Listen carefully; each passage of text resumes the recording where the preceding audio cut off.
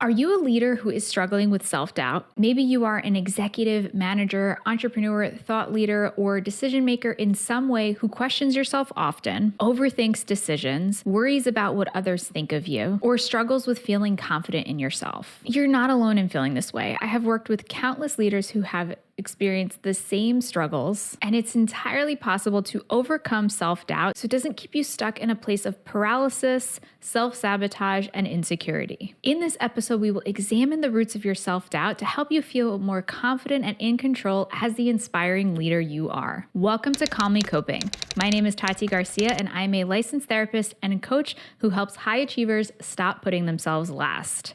If this topic interests you, then please like, subscribe, and hit the notification bell so you never miss an episode. Thank you so much for tuning in. So I have helped clients who, no matter how prestigious their title, their qualifications, or their experience might suggest, have still struggled with self-doubt. And the urge might be to learn more, to get more qualifications or certifications or experience, or anything that will help you to feel more confident. Maybe try this new trick or something else that might help to fix things or help you feel less unsure. And although these things might help, of course, they are often just external changes that are like putting a Band-Aid on a bullet wound. It's a superficial fix that won't last long term, and it's not really addressing the root of the problem. And that is that it's coming from within you, your thoughts, your beliefs, and your emotions. When I've walked my clients and students through doing this inner work, they have noticed massive shifts in their confidence, self-worth, in their ability to make decisions, their self-assuredness, and in their ability to work through future moments of self-doubt so they can step out of their comfort zone and towards the goals and the future that they desire. Before we get into that, I want to talk about my free training exclusively for high achievers. It is to help you to create work-life balance and feel calmer from within as a high achiever.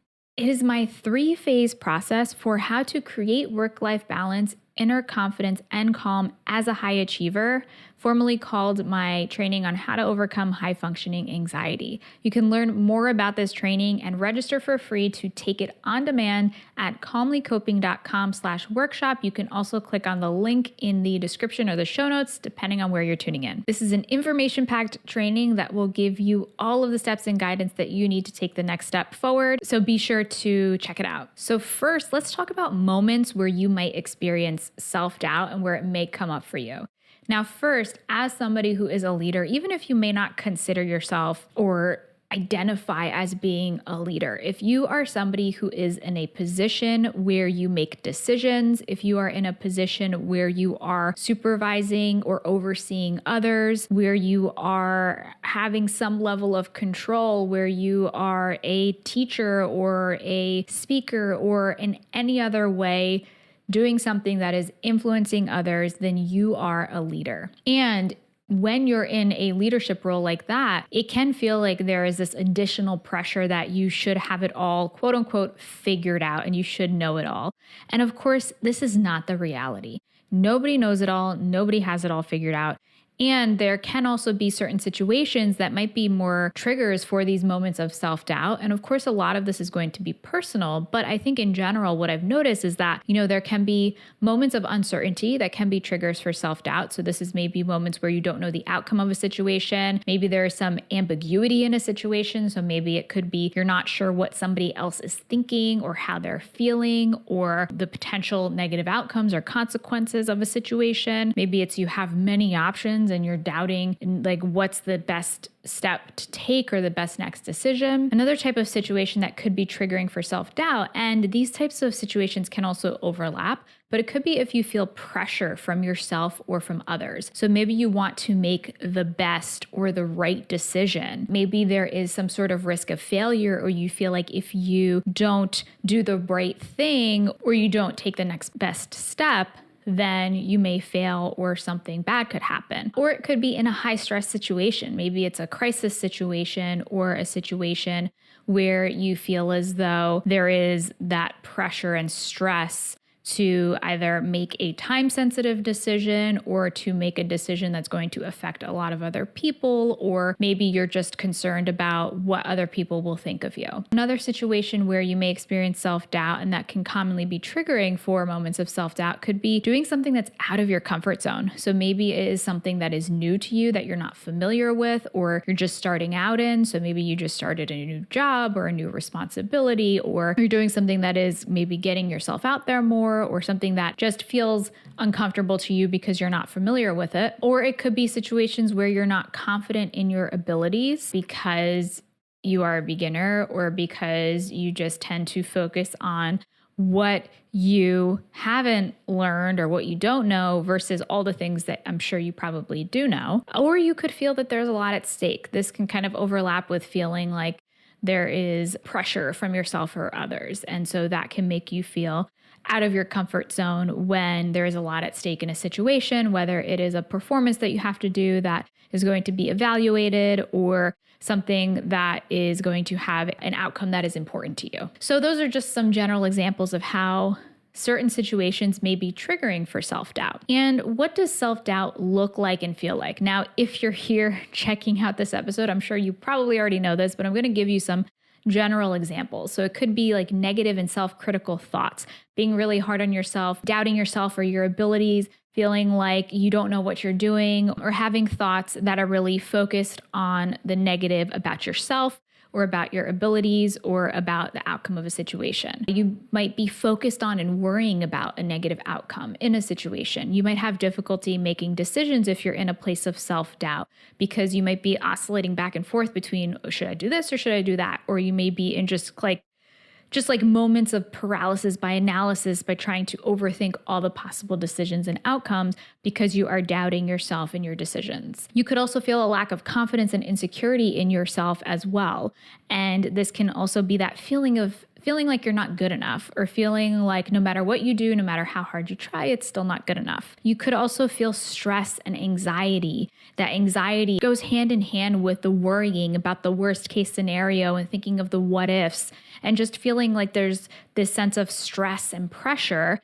And feeling down about yourself as well can also happen in moments of self-doubt. And you can also fear that other people might not think that you know what you're doing. This is otherwise referred to as imposter syndrome. So the feeling that you're going to be found out, people are going to realize that, oh, this person's actually not qualified, or they're a fraud, or they just don't know, or they shouldn't be here. All of those things really kind of encompass the experience of self-doubt. Maybe you're experiencing just a few of them, or maybe you're experiencing all of them, and that's perfectly okay. So now let's go into, what you can do in those moments of self-doubt where you're like, I'm feeling super insecure, I'm feeling super doubtful about myself, about my abilities, about what to do in this situation. What are the first steps that you can take? So first, I want you to pause and take a step back, reflect and ask yourself, and kind of step outside of the overwhelm and tornado of all of the negative thoughts and doubts that are going through your mind, and assess, why are you doubting yourself right now? What kind of thoughts are going through your mind? What are you focusing on?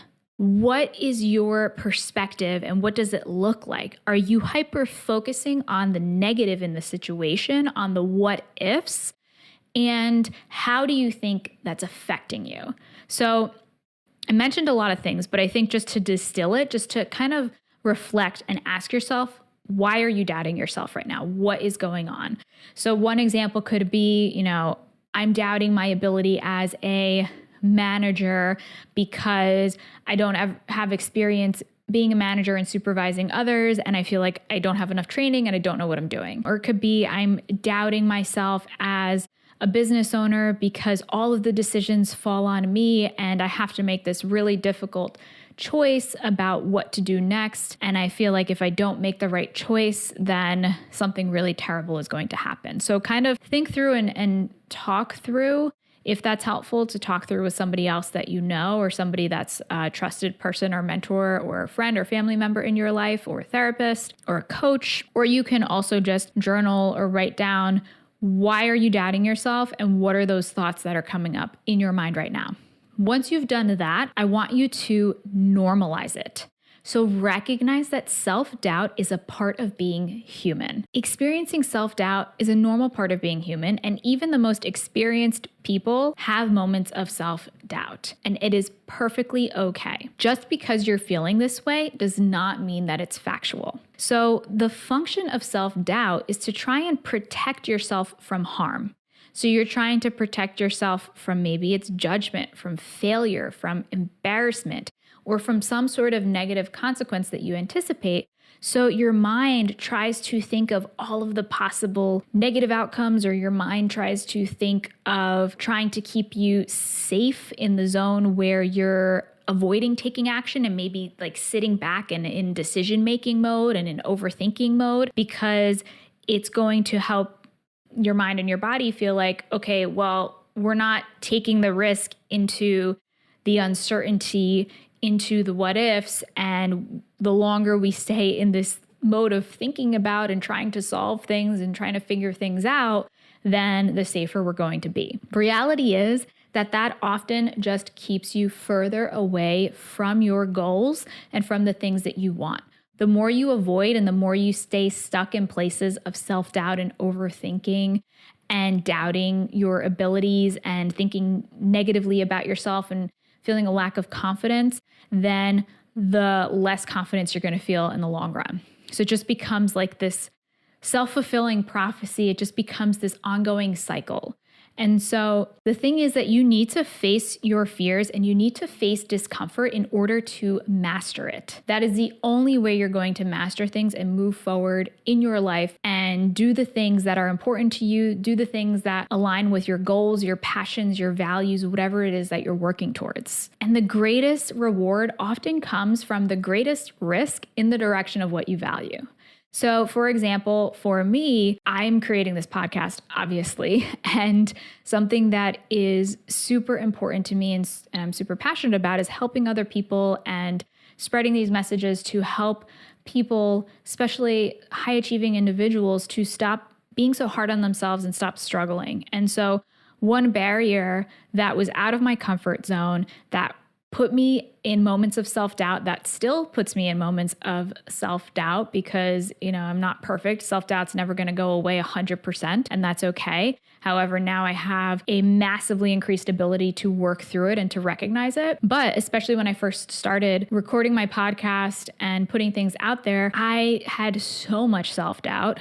And the only way that I was able to build my confidence to where I feel more comfortable communicating myself in this way, I feel more comfortable putting myself out there, especially as somebody who just personally is often worried about what are other people thinking of me, or are people going to negatively judge me? The way that I overcame those fears and worries and built confidence from within was to do the things and to record the podcast and continue doing it, even though it felt uncomfortable, even though I doubted myself. I kept doing it and putting myself out there because I knew that this was something that was important to me, that was going to get me closer to my goals. And so self-doubt can come up and can make you feel like this is a super scary thing and you don't know what you're doing. But the only way that self-doubt is going to win is if you allow it to hold you back. And so even though those thoughts and criticisms are going to come up within you, it does not mean you have to listen to them. So that brings us to the next step. After you're able to normalize it and recognize that self-doubt is a normal part of being human, then I want you to remember that your thoughts are not facts. Just because you're doubting yourself, just because you're being an ass to yourself, does not mean that it is true. Doubts are equivalent to worries, which are fears, and the what ifs, like I've mentioned many times. And, I've heard this somewhere before, and I think it can be a really simple shift and really simple to look at, but trying to shift your what ifs to what is. So rather than thinking, what if I put this presentation out to these people and they find out that I got this fact wrong, or I shouldn't have done things this way, or whatever the what ifs are, shift that to what is. What is that I'm trying my best in this moment. I can only come and draw from the information that I already have and the knowledge that I already know. I can do as much research as possible. I can try and prepare. However, I cannot prepare for or prevent all of the what ifs. So what is is that I am going to focus on the effort that I am putting in rather than trying to avoid every possible negative outcome. I'm going to focus on what is that somebody trusted me to be in this position of, this is just an example, but of giving this presentation, of being a leader in this way. And I have X, Y, and Z qualifications. I'm going to bring that up more in the next step. I'm going to go into more about recognizing your qualifications in the next step, but just looking at, rather than focusing on the what ifs, think about what is. What are the facts right now? What is the evidence in the situation currently? And realizing that the thoughts in your mind, just because they're coming up, just because they feel so strong and so real and so emotionally charged, does not mean that they are true. And it does not mean that this is a factual representation of the situation at hand. And then the next step is to remember your strengths. So one thing that can be really helpful is to make a folder on your desktop or a physical one or a document of compliments or feedback that you have received from people. So for example, if somebody said something like you're inspiring or you did a really great job on X, Y, and Z and you got an email saying that, maybe you can take a screenshot of it and save that image into your folder and continue to compile this. And this can be a really helpful reminder, especially in those moments of self-doubt, to go back to and to just look through and to remind yourself that you are doing a lot better than you think you are. And this is the evidence that supports that. Of course, we're all going to receive negative feedback and criticism, and that can be helpful if it is constructive criticism. However, in those moments of self-doubt, it can be especially powerful and impactful to go back to those moments where you have received positive feedback, where you have received kind words from others, and to remind yourself of that. So even if it's in your document, writing down a quote of something somebody said to you on a phone call or in a face-to-face interaction or during an interview, keeping these things kind of somewhere where you can easily reference them is a simple way to help to remind yourself of your strengths and help to replace those thoughts of self-doubt with those thoughts of self-worth and confidence. And remember that even if you're a beginner, nobody expects you to be perfect and never make a mistake. So you're only going to progress by trying and risking failure. So there are so many examples of people who we know now as influential leaders and successful individuals who have gone through so much failure to get where they are. And oftentimes we will see this kind of story of overnight success, and that is just not true. I mean, it's possible, it happens, but it is very unlikely. And most people get to the place where they are, where we often strive to be like this person in a position of influence or a person with a certain status or in a certain career, whatever it might be, whatever you aspire to, or maybe you are already where you aspire to. And it's about doing the inner work to help you to recognize that. But so many of these individuals went through so many moments of failure and struggle to get there. And so going through these moments of self-doubt is what is going to help to make you stronger and help you to move forward to where you want to be. So some examples are Oprah, J.K. Rowling, Steve Jobs, Henry Ford. All of these individuals went through so much failure before achieving the success that they are known for. So I want you to remember that. Remember that you can overcome self-doubt. You are an amazing leader. Whether you lead a team of people, one person, you're a solopreneur, which is, yes, still a leader, or whatever you consider yourself to be, you're here for a reason. Because you believed in yourself, you took the risk, and each day you are able to say yes to yourself, trust yourself, listen to yourself, and face your fears. These are all moments where you are cultivating confidence, self-worth, and inner calm. You can do this. I believe in you. Leave a comment below and let us know what you will do to conquer self-doubt today as a way to help to inspire others who are watching this video. And don't forget to check out that free training on how to create work-life balance, inner confidence, and calm as a high-achieving professional at calmlycoping.com/workshop. And while you wait for the next episode, I have other episodes about calming your mind, creating work-life balance, and feeling more confident from within. So be sure to check out the episodes shown up here. Thank you so much for tuning in today. And until next time, be calm.